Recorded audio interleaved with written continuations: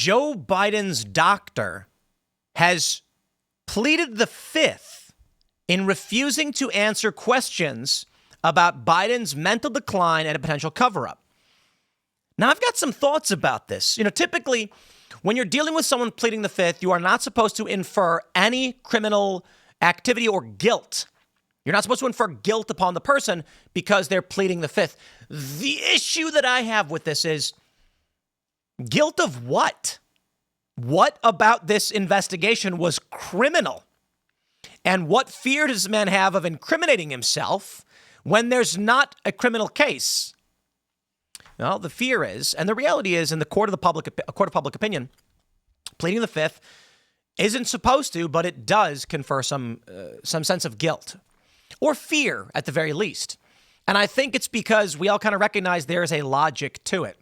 Now, it could also be a sign of disdain or disrespect. I don't have to answer the question, so I won't. Fifth Amendment. But we'll pull all this up. Let's start here with the news. Joe Biden's former doctor pleads the fifth in front of House Republicans. Dr. Kevin O'Connor, President Joe Biden's former White House physician, declined to answer questions on Wednesday before the House Oversight Committee as part of a Republican-led investigation into Biden's mental fitness and health while in office. I will add, there's nothing presumed right now to be a criminal action in this. It's more of a political investigation. Unless, of course, there was something really going on, and this man fears there will be a prosecution. But let's read.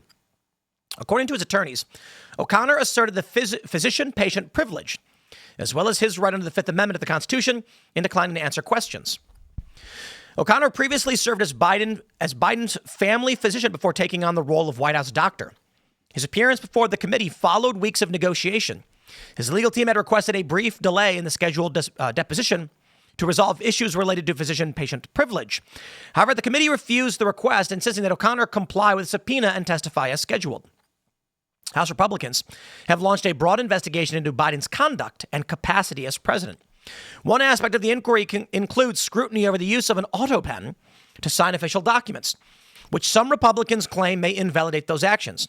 President Biden has strongly rejected the notion that he has been mentally unfit at any point during his presidency, calling the allegations ridiculous and false. Well, let's start here. The Fifth Amendment.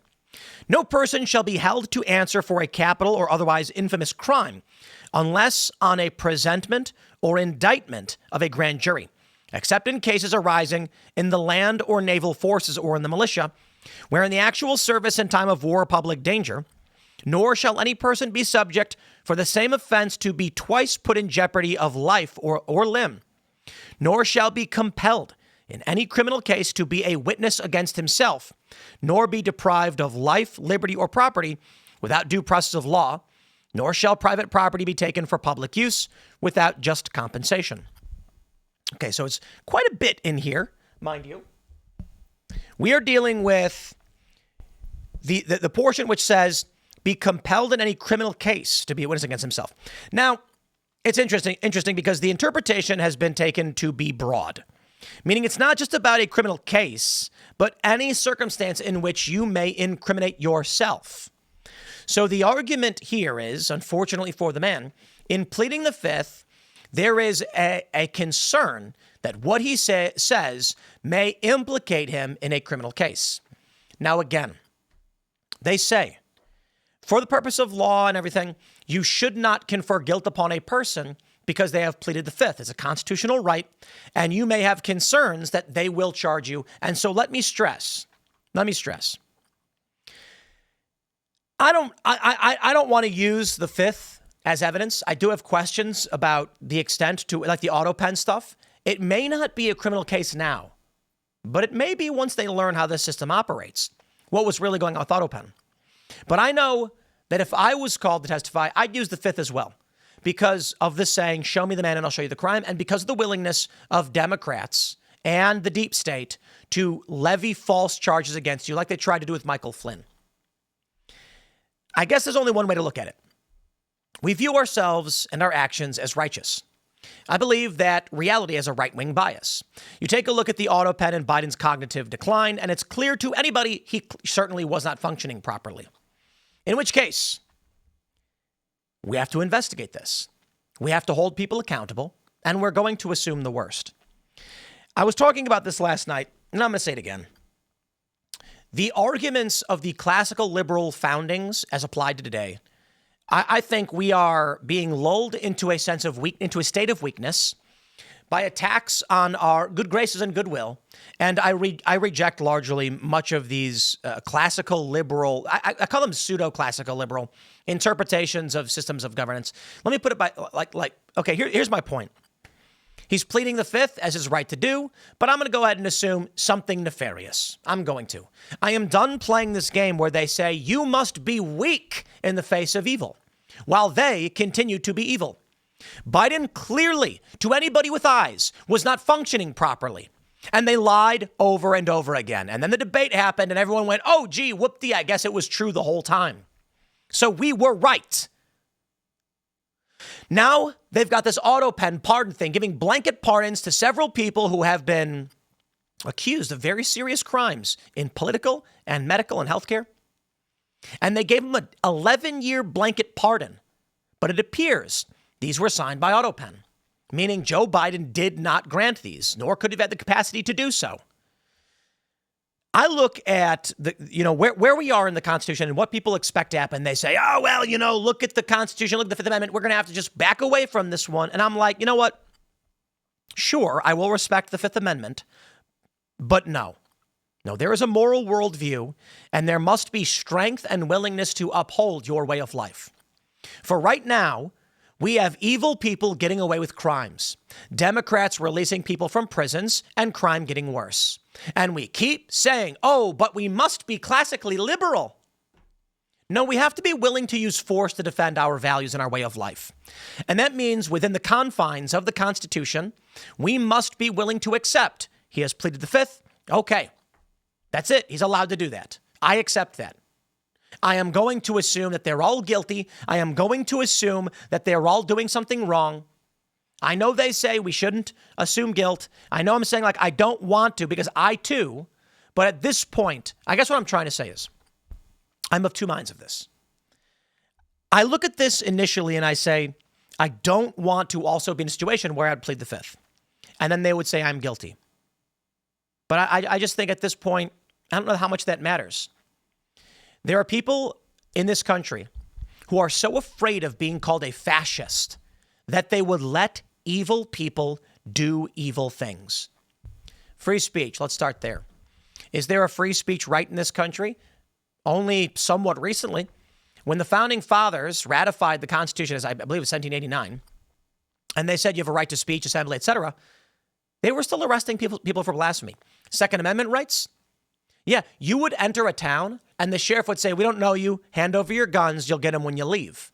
And you'd say, hey, I have a Second Amendment right to keep and bear arms. No, you didn't. They'd say, tell it to the Constitution, get out. We don't care who you are. Third Amendment. Oh, this one's funny. Never really came up. To be free from the government quartering soldiers in your home. The Fourth Amendment. The right to be free from unreasonable search and seizure. The U.S. government has spied on people for 100+ years. The Constitution was never upheld.